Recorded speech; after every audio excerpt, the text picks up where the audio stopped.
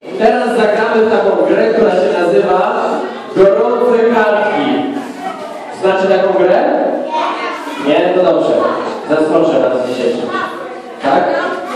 Dobrze.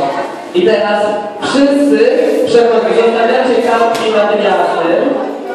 Zostawiamy kartkę na jasnym, a wszyscy wychodzą poza tą wykładzinę. Idziemy na czerwone. Wszyscy idą na czerwone i pomarańczowe. A kartkę zostawiamy. Zostawiamy i idziemy tam. Zostawiamy kartkę. Bardzo dobrze. Moi mili, i teraz nie wolno przekraczać linii. Wracamy za linię. Bardzo dobrze. Będzie muzyka leciała, jakaś fajna piosenka. Jeśli muzyka przestanie grać, wtedy trzeba szybko wskoczyć na jakąkolwiek kartkę. Na jedną kartkę może wskoczyć tylko jedna osoba. Dobrze?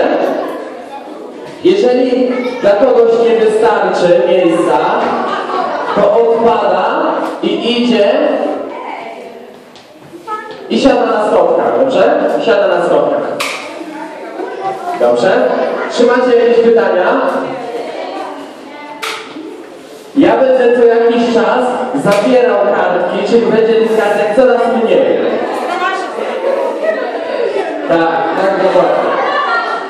Jak będzie muzyka grała, wszyscy będziemy tańczyć i chodzić w koło, dobrze? Będziemy tańczyć w koło. Patryku, masz jakąś piosenkę przygotowaną? Nie masz? Dobrze, to już zaraz przygotujemy. Jesteście gotowi? Dobra. Wszystkie kartki są gotowe.